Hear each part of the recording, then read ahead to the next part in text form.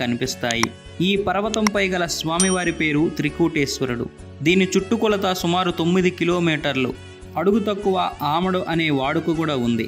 బ్రహ్మ శిఖరము, విష్ణు శిఖరము, రుద్ర శిఖరము అనే 3 పర్వత శిఖరాలు ఉండడం వలన దీనిని త్రికూటాద్రి అని పిలుస్తారు. కోటేశ్వర స్వామి ఆలయము విష్ణు శిఖరంపై ఉంది. ఆలయమునకు దగ్గర పాప వినాశనం అనే తటాకము ఉంది. ఈ కొండకు దక్షిణముగా ఒగేరు నది ప్రవహిస్తుంది. ఈ కొండ దిగువ భాగాన బొచ్చి కోటయ్యగూడు కూడా ఉంది. భక్తులు ఇక్కడే తలనీలాలు సమర్పిస్తారు. శివరాత్రి పర్వదినాన భక్తులు తమ తమ పిల్లలను అక్కడ ఉన్న ఎత్తైన ధ్వజస్తంభమునకు కట్టి వారి వారి మొక్కులు తీర్చుకుంటారు. త్రికూట పర్వతంపై త్రికూటేశ్వరుడి దేవాలయ శిఖరం 3 భాగాలుగా ఉంటుంది. ఈ క్షేత్రం మొదటి కొండపై ముసలి కోటయ్య గారి గుడి ఉంటుంది. ప్రస్తుతం ఇది శిథిలావస్థలో ఉంది. రెండవ కొండపై త్రికోటేశ్వర స్వామి వారి దేవాలయం ఉంది. ఇక్కడ ఒక